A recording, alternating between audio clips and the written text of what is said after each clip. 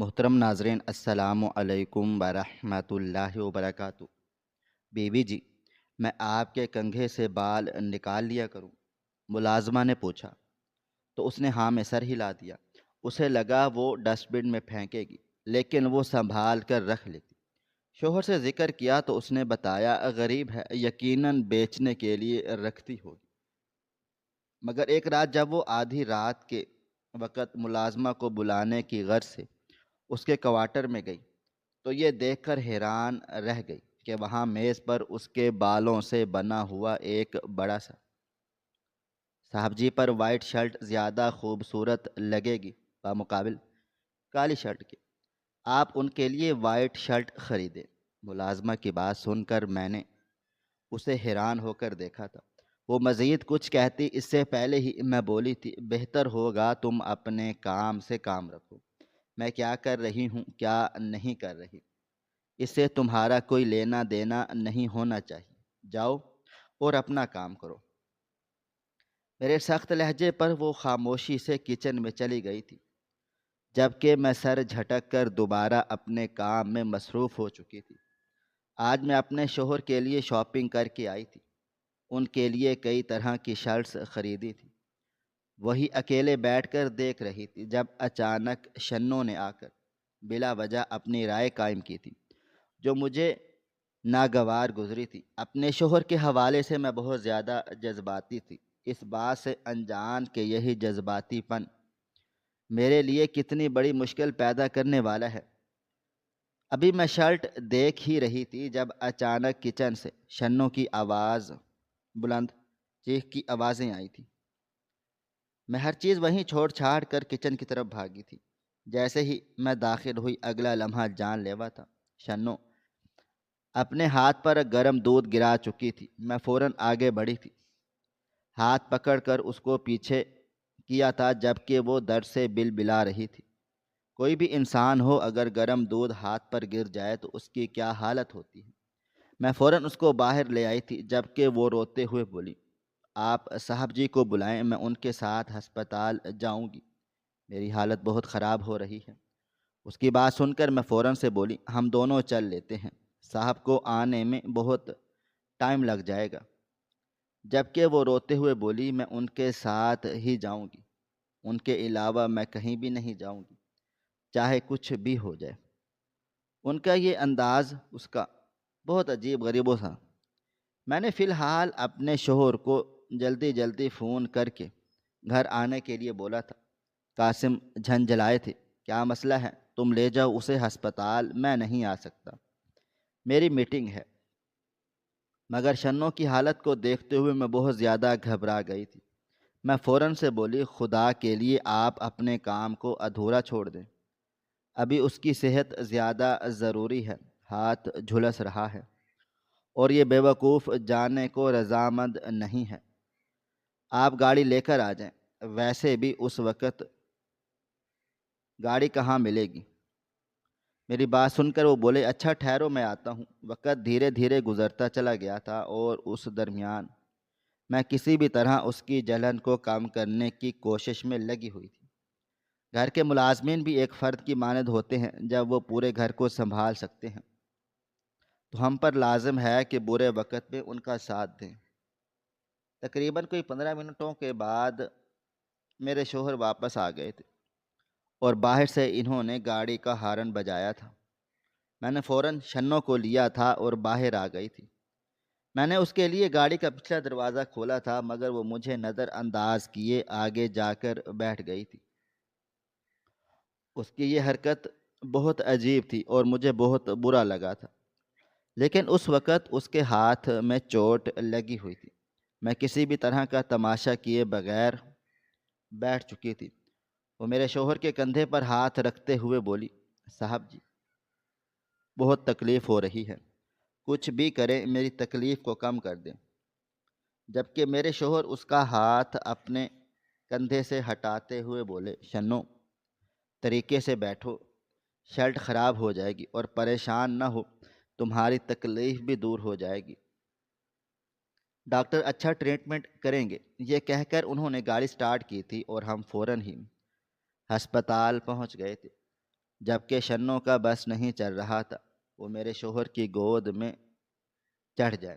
وہ اس قدر چپک چپک کر چل رہی تھی، میں نے ایک دو دفعہ اسے دور کرنے کی بھی کوشش کی تھی، لیکن وہ مجھے نظر انداز کیے انہی میں گھسی جا رہی تھی۔ ایک دو دفعہ میں نے اپنے شوہر کو بھی اشارے سے دور ہونے کے لیے بولا تھا، مگر وہ اس قدر اپنی میٹنگ کو لیے پریشان تھے کہ ان کا میری طرف دھیان ہی نہیں گیا تھا، اور فوراً ہی ایمرجنسی میں ہم نے شنوں کو دکھایا تھا۔ ڈاکٹر صاحب اس کی ٹریٹمنٹ کرنا شروع کر چکے تھے۔ میں آگے بڑھ کر اس کا ہاتھ تھامنا چاہتی تھی تاکہ اسے تکلیف میں تھوڑی سی کمی محسوس ہو، مگر وہ جان بوجھ کر میرے شوہر کی شرٹ پکڑ کر بیٹھی تھی۔ اس دفعہ میرا خون کھول گیا تھا۔ میں نے سوچ لیا تھا کہ اس کا دماغ گھر جا کر درست کروں گی۔ بس بہت ہو چکا، میں نے بہت لحاظ کر لیا ہے۔ وہ ایک ملازمہ ہے اور اس کے لیے بہتر یہی ہے کہ میرے شوہر سے دور رہیں، لیکن میں جانتی ہی نہیں تھی کہ جیسا میں سوچ رہی ہوں ایسا نہیں ہے، کہانی کچھ اور ہے۔ ٹریٹمنٹ میں تقریباً کوئی آدھا گھنٹہ لگ گیا تھا اور پھر ہم فارغ ہو کر گھر آئے تھے۔ گاڑی جیسے ہی دروازے کے پاس رکی، شنوں نے ایک بار پھر میرے شوہر کو تھاما تھا اور روتے ہوئے بولی، آپ گھر چلے نا، میں آپ کو چائے بنا کر دیتی ہوں، کتنا تھکے آپ میری وجہ سے۔ مجھے بہت شرمندگی محسوس ہو رہی ہے، جبکہ میرے شوہر نے ایک بار پھر اس کا ہاتھ ہٹایا تھا اور اسے دیکھتے ہوئے بولا، میری میٹنگ ہے، اگر اب تمہارے ساتھ گھر میں بھی گیا تو میٹنگ کینسل کرنی پڑے گی اور مجھے لاکھوں کا نقصان ہو جائے گا جو میں بالکل برداشت نہیں کر سکتا۔ اب تم جاؤ اور آرام کرو، اور ہاں 2 دن کی چھٹی کر لو، جتنا ہو سکے آرام کرو، اور اپنا ہاتھ ٹھیک کر کے گھر آنا۔ بلا وجہ کام کرو گی تو پریشانی اور زیادہ ہو جائے گی۔ ڈاکٹر نے بولا ہے کہ پانی میں ہاتھ نہ جائے۔ میرے شوہر کی بات سنتے ہی وہ فوراً بولی، نہیں نہیں، میں گھر نہیں بیٹھ سکتی، میرا آپ کے بغیر دل نہیں لگتا ہے۔ اب میری بس ہو گئی تھی، میں غصے سے چلائی، بس خاموش ہو جاؤ، بہت سن لی تمہاری باتیں، کتنی بکواس کرتی ہو تم، جو منہ میں آتا ہے بول جاتی ہو، معلوم بھی ہے کس سے بات کر رہی ہو تم۔ میرے سخت لہجے پر وہ ایک لمحے کے لیے ڈر گئی تھی اور پھر چپ چاپ گاڑی سے اتر گئی تھی۔ اس کے گاڑی سے اترتے ہی میں نے ایک نظر اپنے شوہر کے چہرے پر ڈالی تھی، جو پریشانی سے مجھے ہی دیکھ رہے تھے۔ میں نے انہیں جانے کا اشارہ کیا تھا اور گاڑی سے اتر گئی تھی۔ وہ دروازے کے پاس ہی کھڑی ہوئی تھی کیونکہ دروازے پر تالا تھا۔ میرے اترتے ہی میرے شوہر چلے گئے تھے۔ میں نے اب شنوں کی طرف دھیان دیا تھا، یہ عورت میرے ضبط کا امتحان تھی۔ میں اس کے پاس گئی تھی، میں کچھ کہتی اس سے پہلے ہی وہ بولی، آپ کو اس طرح مجھے صاحب کے سامنے ذلیل نہیں کرنا چاہیے تھا۔ وہ میرے بارے میں کیا سوچیں گے کہ شنوں کتنی بری ہے۔ اس کی بات سن کر میرا اب ماتھا ٹھنک گیا تھا۔ میں اسے دیکھتے ہوئے بولی، دیکھو لڑکی، یہاں کام کرنے کے لیے میں تمہیں پیسے دیتی ہوں، اس کا مطلب ہرگز یہ نہیں ہے کہ تم میرے شوہر پر نظر رکھو، وہ کیا کر رہے ہیں، کس بات سے خفا ہو رہے ہیں، انہیں کیا پسند ہے، یہ میرا سر درد ہے، تمہارا نہیں۔ تم ان کی بیوی نہیں، اس گھر کی ملازمہ ہو، اس بات کو قبول کرو۔ ایک لمحہ لگے گا تمہیں یہاں سے فارغ کرنے میں، اور مجھے پوچھنے والا کوئی بھی نہیں ہوگا۔ آئی بات سمجھ؟ 2 دن کے لیے تمہیں چھٹی دے رہی ہوں، اپنا دماغ درست کر کے میرے گھر آنا، ورنہ اس گھر میں تمہارے لیے کوئی جگہ بھی نہیں۔ آئی بات سمجھ؟ وہ رہا دروازہ، اب جا سکتی ہو۔ میری بات سن کر وہ دھیمی آواز میں بولی، آپ غلط سوچ رہی ہیں صاحب جی، میرے بھائیوں کی طرح ہے۔ یہ کہتے ہوئے اس کی زبان لڑکھڑائی تھی، مگر وہ مضبوط لہجے میں بولی تھی۔ وہ مزید کچھ کہتی اس سے پہلے ہی میں بولی، ہاں ہاں مجھے معلوم ہے، وہ تمہارے بھائیوں کی طرح ہیں۔ فی الحال اب جاؤ یہاں سے، میرا دماغ خراب کرنے کی ضرورت نہیں ہے۔ میرے غصے سے کہنے پر وہ خاموشی سے چلی گئی تھی۔ میرا دماغ واقعی بہت زیادہ خراب ہو چکا تھا۔ ایک عورت جسے میں مسلسل برداشت کر رہی تھی، اب وہ حد سے آگے بڑھ رہی تھی، اور میں اپنے شوہر کے معاملے میں اس حد تک جذباتی تھی کہ اس طرح کا تماشا میں مزید برداشت نہیں کر سکتی تھی۔ کچھ دیر میں نے وہیں کھڑے رہ کر اپنے آپ کو سنبھالا تھا اور پھر اندر چلی گئی تھی، اس بات سے انجان کہ یہ 2 دن میرے لیے کتنے خوفناک ہونے والے ہیں۔ پورا دن معمول کے مطابق بیت گیا تھا۔ شنوں کے نہ ہونے کی وجہ سے گھر کی پوری ذمہ داری میرے سر پر تھی، لیکن ایک ذہنی سکون تھا۔ میں سوچ رہی تھی کہ اس عورت کو کام سے نکال ہی دیتی ہوں، یہ سوائے اذیت کے اور کچھ نہیں کر رہی ہے۔ رات کی تاریکی ہر سو پھیل چکی تھی، میرے شوہر بھی آ گئے تھے۔ کھانا وغیرہ سے فارغ ہو کر ہم دونوں میاں بیوی کمرے میں بیٹھے باتیں ہی کر رہے تھے جب اچانک کمرے کی کھڑکی پر دستک ہوئی تھی۔ میں نے پریشان ہو کر اپنے شوہر کی طرف دیکھا تھا، جبکہ وہ اپنی جگہ سے کھڑے ہوتے ہوئے بولے، کوئی بچہ ہوگا، دیکھتا ہوں۔ ابھی وہ کھڑکی کھولتے جب اچانک کوئی اڑتی ہوئی چیز کھڑکی پر لگی تھی۔ وہ چیخ کر پیچھے ہوئے تھے کیونکہ لال خون کھڑکی پر لگا ہوا تھا۔ میرا دل بھی دہل کے رہ گیا تھا۔ میں فوراً سے اپنے شوہر کے پاس آئی تھی۔ کچھ دیر کے لیے ہم دونوں پریشان نظروں سے کھڑکی کو دیکھتے رہے، اور پھر آگے بڑھ کر میرے شوہر نے کھڑکی کھولی تھی۔ کھڑکی کے بالکل پاس ایک مرا ہوا کبوتر پڑا تھا۔ انہوں نے جھک کر کبوتر اٹھایا، ایسا لگتا تھا کہ جیسے اس کبوتر پر وار کیا گیا ہو کسی چاقو سے۔ اس پر لال رنگ کے کراس کے نشان بھی بنے ہوئے تھے۔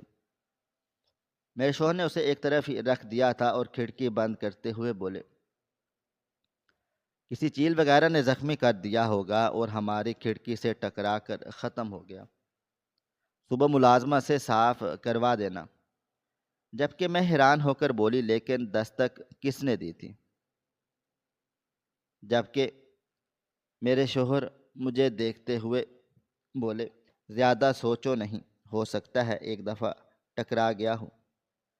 ہم اپنی باتوں میں مگن تھے، دھیان نہیں کیا، جبکہ میں اب بھی الجھن کا شکار تھی۔ میرے شوہر جا کر واپس بستر پر بیٹھ گئے تھے۔ میں اس کھڑکی کو ہی دیکھتی جا رہی تھی۔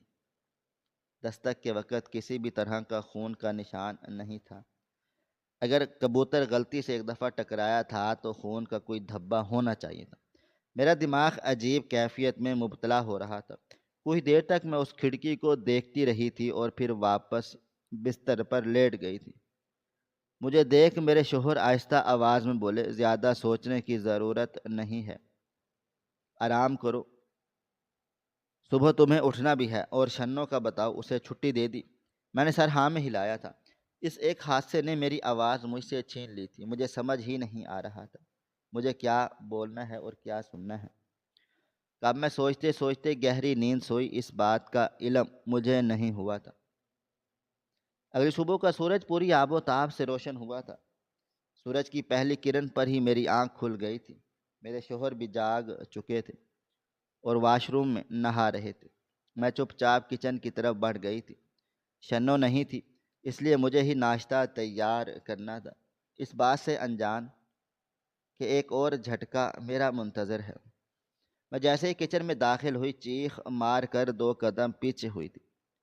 کچن میں 2 موٹے چوہے مرے ہوئے تھے، ان کا جسم بھی بالکل اسی طرح کبوتر کی طرح زخمی ہوا تھا، اور اس کے وجود پر 2 کراس کے نشان بھی موجود تھے۔ میری چیخ سن کر چند لمحے بعد ہی میرے شوہر آ گئے تھے۔ پریشانی ان کے چہرے پر عیاں تھی۔ وہ مجھے دیکھتے ہوئے بولے، کیا ہوا؟ اس طرح چیخیں کیوں ہوں؟ میں نے کچن کی طرف اشارہ کیا تو انہوں نے میرے تعاقب میں دیکھا، اور اگلا لمحہ ان کے لیے بھی ہیبت ناک تھا۔ وہ مجھے دیکھتے ہوئے بولے، ان چوہوں کا حشر بالکل اس کبوتر کی طرح ہی ہوا ہے۔ انہوں نے بھی وہی بات کہی تھی جو انہیں دیکھتے ہی میرے دل و دماغ میں آئی تھی۔ میں اپنے شوہر کو دیکھتے ہوئے بولی، قاسم، یہ سب کیا ہو رہا ہے؟ میرا دل بہت زیادہ گھبرا رہا ہے۔ آپ اپنی والدہ کو فون کریں، ان کو بولے ہمارے گھر آئے، جبکہ میری بات سن کر میرے شوہر میرے کندھے پر ہاتھ رکھتے ہوئے بولے، فضول باتیں مت سوچو، کیا ہو گیا ہے تمہیں؟ آپس میں لڑتے ہوئے ایک دوسرے کو زخمی کر دیا ہوگا، امی کو بتاؤں گا، وہ پریشان ہو جائیں گی، پہلے ہی وہ ہمارے الگ رہنے سے خفا ہیں، مزید تمہیں ہی برا بھلا بھولیں گی۔ ان کی بات واقعی بالکل درست تھی، میری شروع سے ہی میری ساس کے ساتھ نہیں بنی تھی، چھوٹی چھوٹی باتوں پر انہیں مسائل ہوتے تھے، اور میں ایک آزاد خیال لڑکی تھی، میں ان کی بلا وجہ جھجک برداشت نہیں کر سکتی تھی، اس لیے میں اپنے شوہر کے ساتھ علیحدہ ہو گئی تھی۔ میری والدہ حیات نہیں تھی، اگر وہ زندہ ہوتی یہ لازمی ان کو اس مسئلے کے بارے میں بتاتی۔ انسان کے ساتھ جب یہ چھوٹے مسائل بھی ہوں، ان پر لازم ہے کہ ایسے مسائل کو نظر انداز نہیں کرنا چاہیے۔ یہ چھوٹے چھوٹے مسائل ہی آگے جا کر انسان کے لیے اتنی بڑی مشکل پیدا کر سکتے ہیں، آپ کی سوچ بھی نہیں سکتے۔ فی الحال میرے شوہر نے ان چوہوں کو باہر پھینکا تھا اور میں نے صفائی کر کے ناشتہ بنایا تھا۔ ناشتہ بناتے ہوئے بھی مجھے ایک عجیب ہی خوف سا محسوس ہو رہا تھا۔ تھوڑی دیر کے بعد ناشتہ تیار ہو گیا تھا، ڈائننگ پر لگاتے ہوئے میرے دل و دماغ میں یہی سب چل رہا تھا کہ اچانک میرے گھر میں یہ ہو کیا رہا ہے۔ مجھے اب شنوں کا بھی خیال آیا تھا کہ اس کے ہاتھ پر بھی دودھ گرا تھا، کتنے سالوں سے وہ کام کر رہی تھی، کبھی اس کے ساتھ ایسا واقعہ پیش نہیں آیا، اور ہمارے گھر میں ہی اس کے ساتھ اچانک سے یہ حادثہ پیش ہو گیا۔ میں اپنے شوہر کو اس بات سے بھی آگاہ کرنا چاہتی تھی، لیکن میں خاموش رہی، بلا وجہ کام کی جگہ پر وہ الجھن میں رہیں گے۔ ناشتہ کرنے کے بعد وہ میرے ماتھے پر پیار کر کے چلے گئے تھے، جبکہ میں سوچ میں ہی ڈوبی ہوئی تھی۔ اچانک ہی میرے دل و دماغ میں میری ساس کا خیال آیا تھا کہ کہیں یہ عورت میرے ساتھ کوئی الٹا سیدھا تماشا تو نہیں کر رہی۔ اکثر میں نے ان کے گلے میں تعویذ دیکھا تھا، کہیں یہ کوئی کالا جادو تو نہیں کر رہی۔ یہ سوچ آتے ہی میرے ماتھے پر پسینہ پھوٹ پڑا تھا۔ اگر میں نے اس بات کا ذکر اپنے شوہر سے کیا، وہ دن دور نہیں تھا کہ وہ مجھ سے اپنا تعلق ختم کر لیتے۔ پہلے ہی وہ میرے ساتھ الگ ہونے پر ناراض تھے، اور اب اگر انہیں اس بات کا علم ہو جاتا کہ میری سوچ ایسی ہے، وہ مجھ سے واقعی کوئی رشتہ نہیں رکھتے۔ میں نے اپنا سر جھٹک کر خود کو مثبت سوچنے پر مجبور کیا تھا، لیکن کہتے ہیں نا، جب انسان کے دل و دماغ میں ایک دفعہ شیطانیت بیٹھ جائے، پھر وہ کتنا بھی اس چیز کو جھٹکنے کی کوشش کرتا رہے، وہ چیز آپ جھٹک ہی نہیں پاتے۔ پورا دن معمول کے مطابق بیت گیا، گھر کے کام کرنے میں اور کھانا وغیرہ بنانے میں میں اتنا مصروف ہوئی کہ ان باتوں کو فراموش ہی کر گئی۔ اس بات سے انجان کہ جب اس طرح کا کوئی حادثہ پیش آتا ہے تو پھر کہانی یہاں ختم نہیں ہو جاتی، بلکہ انہی ہاتھوں کے ذریعے کہانیوں کا آغاز ہوتا ہے، جو آپ کی زندگی کو اس حد تک متاثر کرتا ہے کہ آپ کہیں کے نہیں رہتے۔ رات کے 8 بجے میرے شوہر گھر میں داخل ہوئے، چہرے کی رنگت اڑی ہوئی تھی۔ میں نے فوراً سے ان کو پانی وغیرہ دیا تو وہ مجھے دیکھتے ہوئے بولے، تم دروازے کی طرف گئی تھی؟ میں نے سر نفی میں ہلایا۔ وہ مجھے دیکھتے ہوئے بولے، دروازے پر خراب گوشت پڑا ہوا ہے، بالکل دہلیز پر، میں نے انہیں سائڈ پر کر دیا ہے، وہاں کس نے رکھا؟ یہ سوسائٹی اتنی اچھی ہے، اس طرح کی چیزیں کوئی کسی کے دروازے پر نہیں رکھتا۔ ایک جگہ میں نے سنا تھا کہ اگر خراب گوشت گھر میں ملے تو یہ اچھی علامت نہیں ہوتی۔ اپنے شوہر کی بات سن کر اس بار میرے رونگٹے کھڑے ہو گئے تھے۔ میں ان کو دیکھتے ہوئے بولی، آپ کو ضرورت کیا تھی اپنے ہاتھوں سے گوشت کو ایک طرف کرنے کی؟ دماغ خراب ہے آپ کا؟ آپ کو علم نہیں ہے ان باتوں کا کہ کالا جادو کر رہا ہے کوئی ہم پر؟ رات کو کبوتر کا زخمی حالت میں ہمارے ہی کھڑکی سے ٹکرانا، صبح 2 چوہوں کا سوئی انداز میں مرے ہوئے ملنا، اور اب یہ سڑا ہوا گوشت۔ میں وہیں سر پکڑ کر بیٹھ گئی تھی۔ میرے شوہر میرے کندھے پر ہاتھ رکھتے ہوئے بولے، پریشان نہ ہو، ایسا کچھ بھی نہیں ہوگا، میں کسی مولوی صاحب سے بات چیت کرتا ہوں۔ ایک ہی دن میں یہ 3 علامتیں ہمیں نظر انداز نہیں کرنی چاہیے۔ اماں کہتی ہیں ایسے معاملات معمولی نہیں ہوتے، یہاں سے ہی اکثر زندگی متاثر ہونا شروع ہو جاتی ہے۔ اپنے شوہر کی بات سن کر میری حالت مزید خراب ہو گئی تھی۔ فی الحال انہوں نے ہی مجھے بہلایا تھا اور میرا دھیان کھانے وغیرہ میں بھٹکا دیا تھا، لیکن میرے دل و دماغ میں یہ بات بیٹھ گئی تھی۔ میں نے سوچ لیا تھا کہ پڑوس کی کسی اور عورت کے ذریعے مولوی صاحب سے خود جا کر بات کروں گی۔ اس طرح اس معاملے کو نظر انداز کرنا مطلب اپنے لیے مصیبت کھڑی کرنے کے برابر ہے۔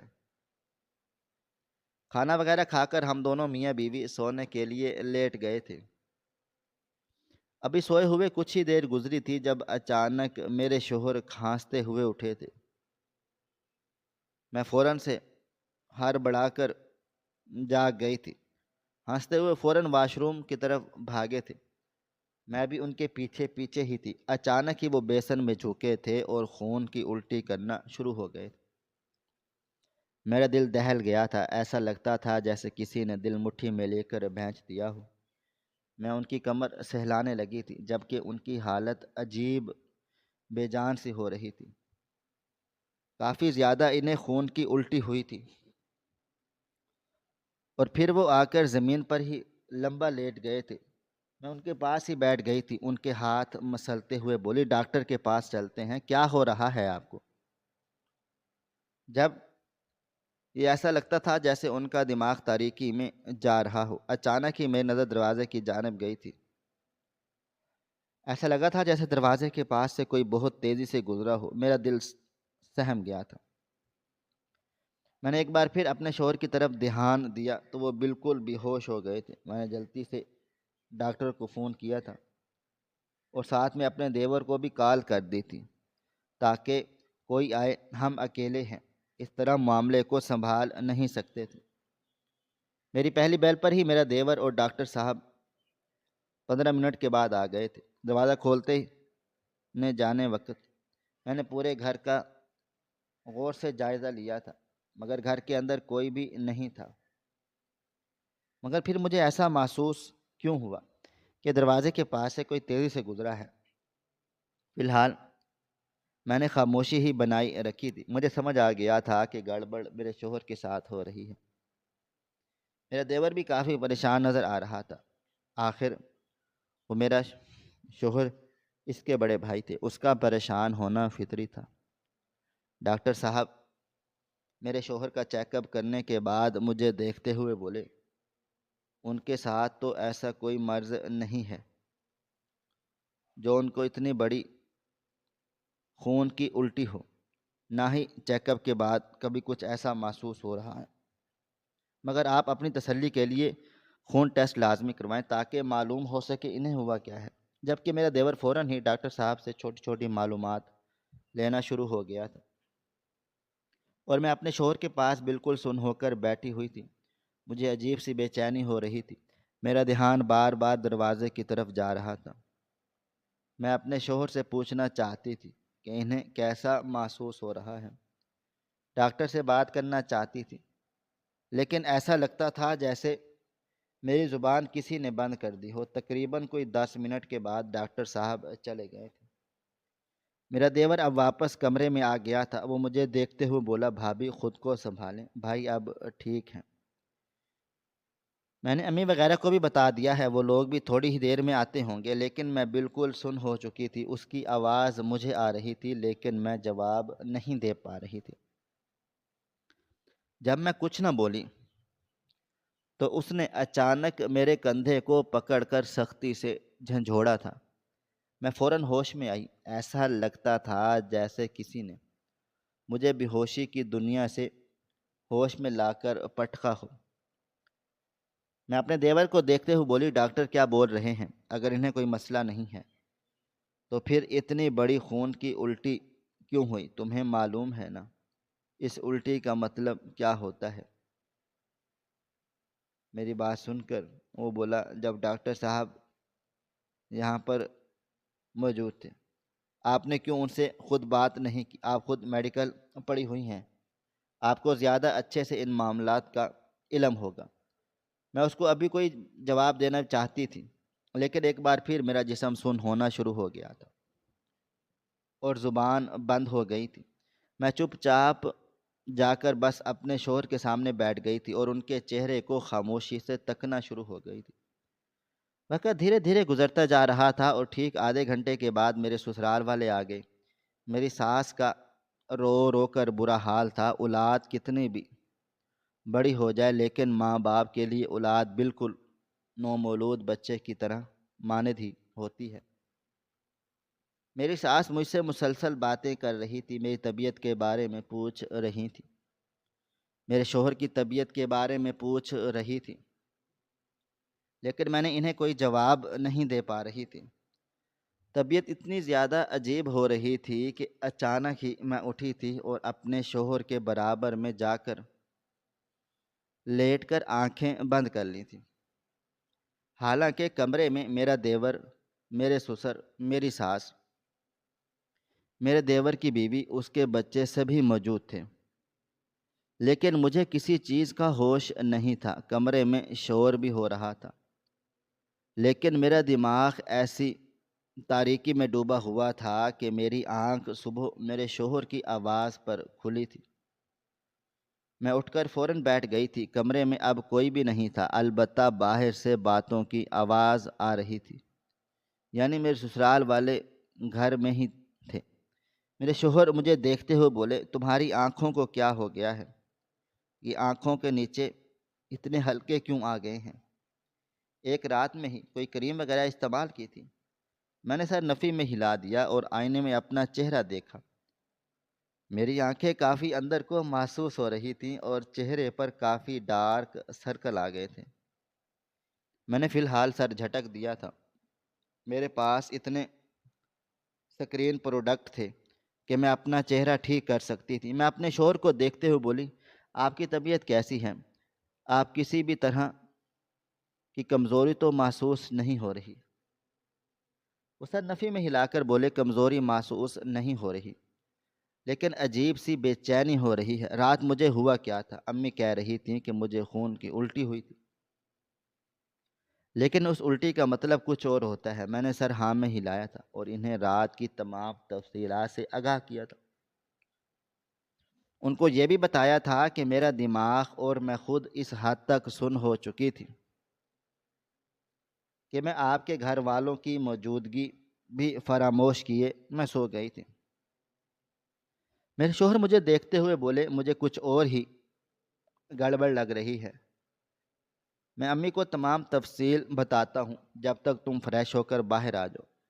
شنو بھی آج کام پر آ گئی ہے۔ میں نے دل ہی دل میں شکر ادا کیا تھا کہ اب وہ گھر کی ذمہ داریاں سنبھال لے گی۔ میں جلدی سے جا کر ہاتھ منہ دھویا تھا اور کپڑے وغیرہ تبدیل کر کے باہر آ گئی۔ گھر میں ایک مجمع لگا ہوا تھا، میرے میکے والے بھی آئے ہوئے تھے۔ مجھے دیکھتے ہی میری بہن فوراً سے میرے پاس آ گئی تھی اور حیران ہو کر میرا چہرہ دیکھنے لگی تھی۔ ایسا حال میری ساس کا بھی تھا۔ شاید وہ مجھے سنانے کا ارادہ رکھتی تھی، لیکن اب میرا چہرہ دیکھ تفشیشی انداز میں بولی، تمہارے چہرے کو اچانک کیا ہو گیا ہے؟ رات تمہارا چہرہ بالکل ٹھیک ٹھاک تھا۔ میں انہیں کوئی جواب نہیں دیا تھا، بس شنو کو ہی مخاطب کیا تھا، سب کے لیے جلدی سے بہترین ناشتہ بناؤ۔ میں اس بات کو بھی بھول گئی تھی کہ اس کا ہاتھ زخمی ہوا تھا، اس کی خیر خیریت ہی دریافت کروں۔ اس وقت میں اتنی الجھی ہوئی تھی کہ بس خاموشی سے جا کر ایک طرف بیٹھ گئی تھی۔ میری بہن مجھ سے آہستہ آہستہ پوچھ رہی تھی کہ بات کیا ہے، مگر ایک بار پھر ایسا لگتا تھا کہ جیسے میرا پورا دماغ اور چہرہ سن ہو گیا ہو۔ میرا شوہر اب اپنی ماں کو تمام تفصیل سے آگاہ کر رہا تھا۔ میں ان کو بس خاموشی سے دیکھ رہی تھی، بس کوئی حرکت نہیں کر پا رہی تھی۔ تمام تر باتیں سننے کے بعد میرے شوہر کا میرا ساس ہاتھ تھام کر بولی، تم میرے ساتھ میرے گھر چلو، یہاں رہنے کی ضرورت نہیں ہے، مجھے یہاں کے معاملات کچھ ٹھیک نہیں لگ رہے۔ تم اپنی بیوی کا چہرہ دیکھو، اس کی اچانک ایسی عجیب سی حالت کیوں ہو رہی ہے؟ رات تو بالکل ٹھیک ٹھاک تھی، میرے شوہر بھی اب میری طرف ہی متوجہ تھے۔ اچانک ہی وہ اپنی ماں کا ہاتھ جھٹک کر اپنی جگہ سے کھڑے ہو گئے اور بولے، بہتر ہوگا آپ اپنے کام سے کام رکھیں۔ اگر میں آپ کو اپنے گھریلو معاملات بتا رہا ہوں تو اس کا مطلب ہرگز یہ نہیں کہ آپ الٹی باتیں کریں گی۔ میں یہ گھر چھوڑ کر کہیں بھی نہیں جاؤں گا، اور میری بیوی کو کیا ہوا ہے اس کا چہرہ ایسا ہی تھا اور ایسا ہی ہے۔ آپ لوگ کل رات پریشانی میں آئے تھے، اس لیے دھیان نہیں دیا ہوگا۔ میں اپنی ساس کو کہنا چاہتی تھی کہ ہاں، ہم یہاں نہیں رہیں گے، ہم آپ کے گھر رہیں گے، لیکن میں کچھ بھی نہیں بول پا رہی تھی، بس ایک عجیب سی خاموشی مجھ پر طاری ہو گئی تھی۔ میری ساس ناراض ہو کر اپنی جگہ سے کھڑی ہوئی تھی اور مجھے دیکھتے ہوئے بولی، تمہاری بیوی نے تمہارا دماغ بھی خراب کر دیا ہے، پتہ نہیں کیا گھول کر اس نے پلایا ہے، میرے بچے کی کیا حالت کی ہے، مجھے لگتا ہے یہی سب کچھ کروا رہی ہے اور سچی بن کر بیٹھی ہے۔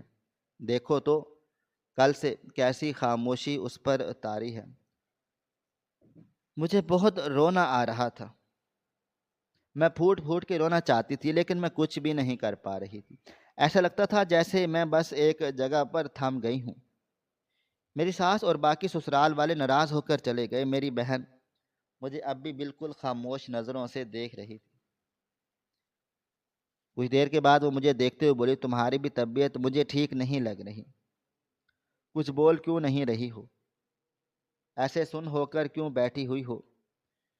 میں اس بار بھی ہمت کر کے محض سر ہلا پائی تھی، لیکن کچھ بول نہیں پائی تھی۔ میری بہن اپنی جگہ سے کھڑی ہوئی تھی اور بولی، میں جا رہی ہوں اور مولوی صاحب سے بات کر کے آتی ہوں، یہ معاملہ مجھے کچھ ٹھیک نہیں لگ رہا۔ یہ کہہ کر وہ چلی گئی تھی۔ اس کے جانے کے بعد ایسا لگتا تھا جیسے کسی نے مجھے زبان دی ہو اور میں بولنا شروع ہوئی تھی۔ میں اپنے شوہر کو دیکھتے ہوئے بولی، آپ کا دماغ خراب ہے، آپ کو بھلا کیا ضرورت تھی امی سے بحث کرنے کی؟ میرا ارادہ ان کے گھر رہنے کا ہی ہو رہا ہے۔ جب اچانک میرے شوہر سامنے رکھے ہوئے کانچ کے گلاس کو زمین پر توڑتے ہوئے بولے، بالکل چپ ہو جاؤ، تمہاری وجہ سے پہلے میں نے گھر چھوڑا اور اب تم ہی اچھے بننے کا ناٹک کر رہی ہو۔ ہم کہیں بھی نہیں جائیں گے، ہم اسی گھر میں رہیں گے۔ بلا وجہ ان لوگوں کو اکٹھا کرنے کی ضرورت کیا تھی؟ کیوں تماشا لگاتی ہو تم؟ بلا وجہ کا آج سے پہلے میرے شوہر نے مجھے اس طرح سے بالکل بات نہیں کی تھی۔ جب میں نے گھر علیحدہ کرنے کی بات کی تھی تب بھی وہ بہت نرمی سے پیش آئے تھے، لیکن اب اچانک ان کا ایسا رویہ میری سمجھ سے باہر تھا۔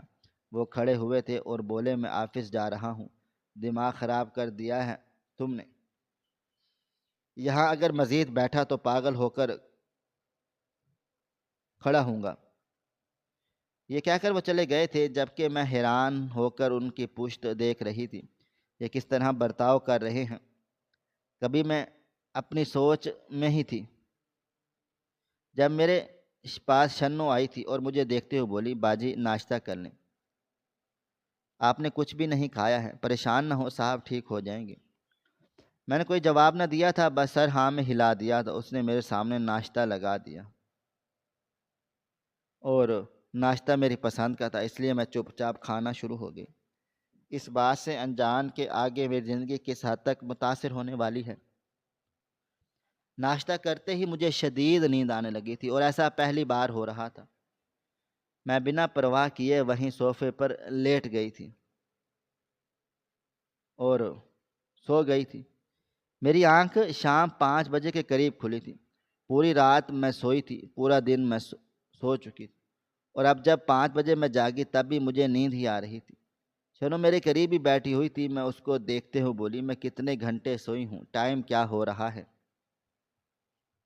تم نے کھانے کے لیے کچھ بنایا ہے؟ وہ بولی جی جی بیگم صاحبہ، سارے کام کاج کر دیے ہیں، اور آپ کافی دیر تک سوتی رہی ہیں، تقریباً کوئی 7 سے 8 گھنٹے۔ آپ کا حال بہت برا ہو رہا ہے، جا کر کپڑے وغیرہ تبدیل کر لیں اور بال بنا لیں۔ بال دیکھے کتنے الجھے ہوئے ہیں، آپ کہیں سے بھی اس گھر کی مالکن نہیں لگ رہی۔ اسے میرے بالوں سے ایک الگ ہی محبت تھی، ان حادثوں سے پہلے بھی وہ میرے بالوں کو لے کر ہر وقت پریشان رہتی تھی۔ جب بھی دیکھو تب یہی کہتی تھی کہ جا کر بال سنوار لیں، اور پھر ان کنگھی میں پھنسے ہوئے چند بالوں کو نکال لیتی تھی۔ میں نے جب اس سے پوچھا کہ تم کیا کرتی ہو ان کا، تب وہ صرف پھنس کر یہی کہتی تھی کہ 10,000 کلو پر بال بک رہے ہیں، آپ کو نہیں پتہ، بڑے کام کے ہوتے ہیں یہ بات۔ اور میں صرف مسکرا دیتی۔ میں نے سر ہاں میں ہی لایا تھا اور نہانے چلی گئی تھی۔ نہا دھو کر میں نے معمول کے مطابق اپنے بالوں کو سلجھایا تھا، اور اسی لمحے کمرے میں شنو آ گئی تھی اور مجھے دیکھتے ہوئے بولی بال نکال لوں آپ کی کنگھی سے؟ میں نے صرف سر ہاں میں ہلا دیا تھا۔ اس وقت میرا کسی بھی طرح کی بات کرنے کا کوئی بھی موڈ نہیں ہو رہا تھا۔ تھکن اس حد تک ہو رہی تھی کہ میں لفظوں میں بیان نہیں کر سکتی۔ ایسا لگتا تھا جس سے سارا کام میں نے اپنے ہاتھوں سے ہی کیا ہو۔ جسم اس حد تک تھکا ہوا تھا۔ میں ایک بار پھر بستر پر لیٹی، اور کب گہری نیند سوئی مجھے علم نہیں ہوا تھا۔ میری آنکھ رات کے 10 بجے میرے شوہر کے جگانے پر کھلی تھی۔ وہ مجھ پر ہی جھکے ہوئے تھے، چہرے پر شرمندگی تھی۔ وہ مجھے دیکھتے ہوئے بولے بلا وجہ صبح تم سے بدتمیزی کر کے چلا گیا تھا۔ مجھے آفس جانے کے بعد بہت زیادہ ملال ہو رہا تھا۔ تمہاری طبیعت ٹھیک ہے نا؟ میں نے سر ہاں میں ہلا دیا تھا اور اپنی جگہ چھوڑ کر کھڑی ہوئی تھی۔ ارادہ اب ان کے لیے کھانا لگانے کا تھا، جب اچانک انہوں نے سائڈ ٹیبل پر رکھا ہوا کانچ کا گلاس اٹھا کر زور سے زمین پر پھینک کر توڑا تھا۔ تو میں نے پلٹ کر دیکھا۔ وہ مجھے دیکھتے ہوئے غصے سے بولے میں تم سے معافی مانگ رہا ہوں اور تم مجھے نظر انداز کیے جا رہی ہو۔ تمہاری اتنی ہمت! یہ کہتے ہی انہوں نے میرے بالوں کو سختی سے جکڑ لیا تھا۔ میں حیران ہو کر اپنے شوہر کی شکل دیکھ رہی تھی۔ ایک پڑھا لکھا انسان، باشعور انسان ایسی حرکت کرے گا؟ میرے ذہن و گمان میں بھی نہیں تھا کہ وہ میرے بالوں کو ایک بار پھر جھٹکا دیتے ہوئے بولے اپنی اوقات میں رہنا، آئی بات سمجھ؟ یہ کہتے ہی انہوں نے مجھے دروازے کی طرف دھکیلا تھا۔ میں بالکل سن ہو کر ان کی شکل دیکھ رہی تھی۔ ایسا رویہ آج سے پہلے کبھی انہوں نے نہیں اپنایا تھا۔ کوئی دیر تک میں ان کو دیکھتی رہی اور پھر چپ چاپ کمرے سے باہر آ گئی تھی۔ میرا دل مزید پریشان ہو گیا تھا۔ ان کا یہ انداز مجھے بہت کچھ سوچنے پر مجبور کر رہا تھا۔ میرے دل و دماغ میں اچانک شنوں کا خیال آیا تھا۔ وہ ایک چھوٹے علاقے میں رہتی تھی، گاؤں کے لوگوں سے بھی اس کے تعلقات تھے۔ وہ کسی مولوی کو جانتی ہوگی، میں اس سے بات کرتی ہوں، یہی سوچ کر میں اس کے کوارٹر کی طرف بڑھی تھی، اس بات سے انجان کہ جس انسان پر مجھے سب سے پہلے دھیان دینا چاہیے تھا، جس کے جاتے ہی میرے گھر کے اندر ایک عجیب سی ویرانی چھائی ہوئی تھی، اس پر میرا دھیان ہی نہیں گیا تھا۔ میں جیسے ہی اس کے کوارٹر میں داخل ہوئی، اگلا لمحہ میرے لیے موت کے جیسا تھا۔ شنو بال کھول کر زمین پر بیٹھی ہوئی تھی، ارد گرد ایک گول دائرہ بنا ہوا تھا جس کے درمیان ہر کونے پر ایک دیا جل رہا تھا۔ بیچ میں سفید آٹا تھا اور ساتھ ہی میرے بال رکھے ہوئے تھے۔ وہ میرے ہی بال تھے، سنہری رنگ کے۔ وہ مجھ پر کالا جادو کر رہی تھی۔ میں نے ہی اچانک ہی چیخ ماری تھی شنو یہ کیا کر رہی ہو؟ یا خدا، تم پر اللہ کا عذاب نازل ہو، یہ کیا بےہودگی ہے؟ میرے چیخنے چلانے کی دیر تھی کہ وہ فوراً ہوش میں آ گئی۔ اس کی آنکھیں لال ہو رہی تھی۔ وہ مجھے دیکھتے ہی وہ گھبرا کر اپنی جگہ سے کھڑی ہوئی تھی۔ میں نے پاس پڑے جگ اٹھایا تھا اور اس کا پانی اس کے بنائے ہوئے سرکل پر پھینک دیا۔ وہ چیختی چلاتی ہوئی پیچھے ہوئی تھی۔ میں قریب گئی اور اس کے منہ پر دو زور زور سے تھپڑ رسید کیے اور اسے دیکھتے ہوئے چلا کر بولی، تمہاری ہمت کیسے ہوئی یہ سب کچھ کرنے کی؟ تم ہوتی کون ہو میرے ساتھ ایسا کچھ بھی کرنے والی؟ میں نے تمہارا کیا بگاڑا ہے؟ تمہیں اپنے گھر میں جگہ دی، تمہیں اچھی سیلری دی، تمہیں گھر کا فرض سمجھا، اور تم میری ہی پیٹھ میں چھرا گھونپ رہی تھی۔ مجھے اب سمجھ آیا میرے ساتھ اور میرے شوہر کے ساتھ یہ سب اچانک سے کیوں شروع ہو گیا ہے، کیونکہ تم 2 دن سے میرے گھر سے گئی ہوئی تھی۔ تمہیں شرم نہیں آئی ایسا کرتے ہوئے؟ وہ مجھ سے دور ہوئی تھی اور مجھے ایسا دیکھتے ہوئے بولی، یہ سب تم نے مجھے کرنے پر مجبور کیا ہے۔ تمہارا شوہر قاتل ہے، میری خوشیوں کا قاتل، اس کی وجہ سے میں بیوہ ہوئی ہوں، اور اب جب تک میں تمہیں بیوہ نہیں کروں گی مجھے چین نہیں آئے گا۔ تمہارا گھر میں اپنے ہاتھوں سے برباد کروں گی۔ میں نے ایک اور تھپڑ اس کے منہ پر رسید کیا تھا اور بولی، میرا شوہر تمہارے شوہر کا قتل کیوں کرے گا؟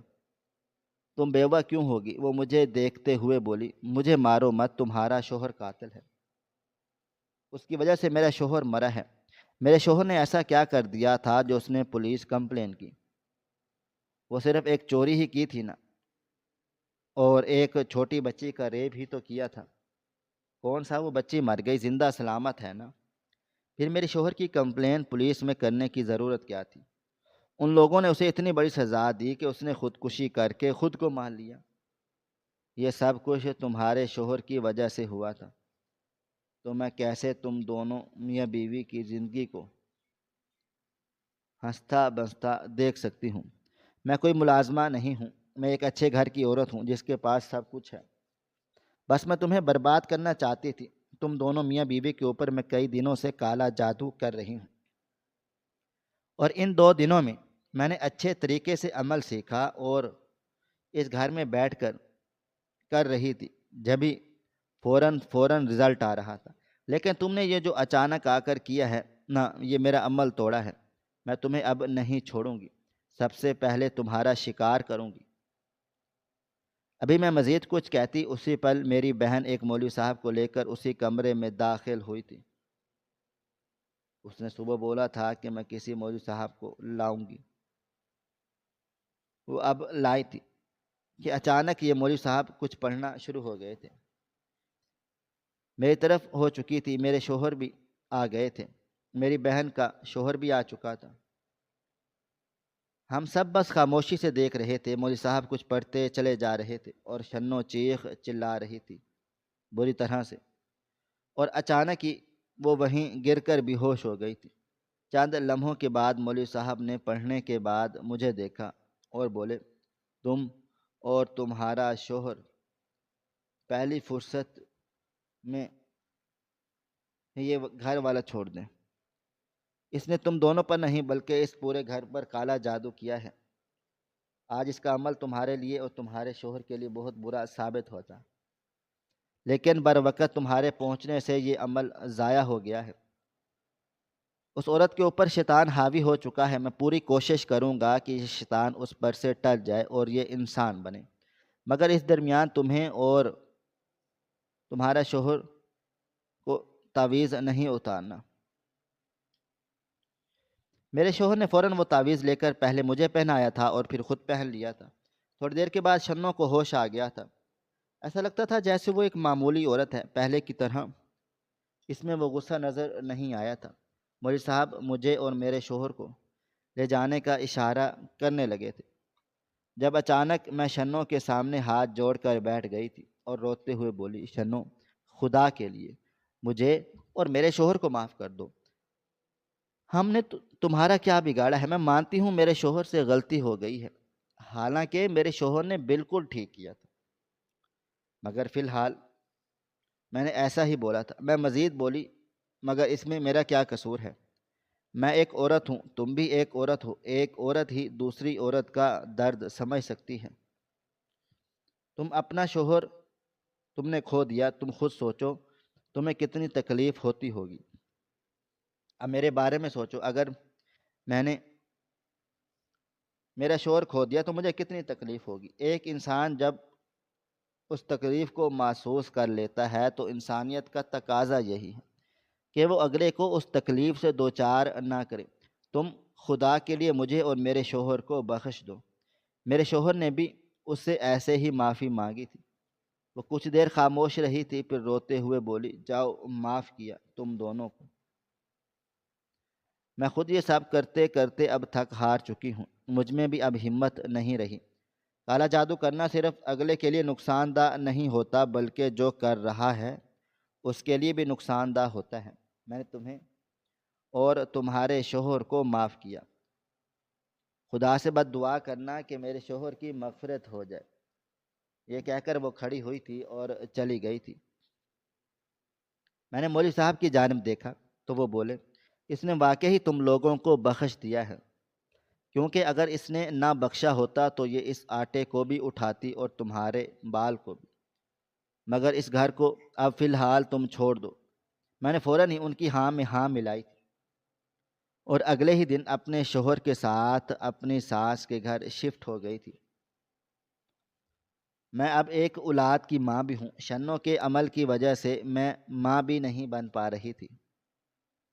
میں تمام سننے والوں کو یہی پیغام دینا چاہوں گی، خدارا کالے جادو کے عمل سے بچے، کیونکہ اللہ تعالیٰ کے نزدیک یہ بہت برا عمل ہے اور اس کی بہت بڑی پکڑ ہے۔ ناظرین، آپ کو ہماری آج کی کہانی کیسی لگی؟ کومنٹ باکس میں اپنی رائے کا اظہار ضرور کریں۔ خواہش صرف اتنی ہے کہ کچھ الفاظ لکھو جس سے کوئی گمراہی کے راستے پہ جاتے جاتے رک جائے، اور نہ بھی رکے تو سوچ میں ضرور پڑ جائے۔ دوستو، امید کرتا ہوں کہ آپ کو یہ ہماری کہانی پسند آئی ہوگی۔ کہانی پسند آئی ہو تو ویڈیو کو لائک کریں، کومنٹس کریں، شیئر کرنا بالکل بھی نہ بھولیں۔ اور ہاں، اگر آپ لوگ ہمارے اس چینل پر نئے ہیں تو ہمارے چینل ہریرہ انفو کو سبسکرائب ضرور کر لیں اور نوٹیفیکیشن کو ضرور دبائیں تاکہ آنے والی کہانی سب سے پہلے آپ کو مل سکے۔ ملتے ہیں کل ایک نئی اور دلچسپ کہانی کے ساتھ، تب تک اپنا ڈھیر سارا خیال رکھیے گا۔ اللہ حافظ۔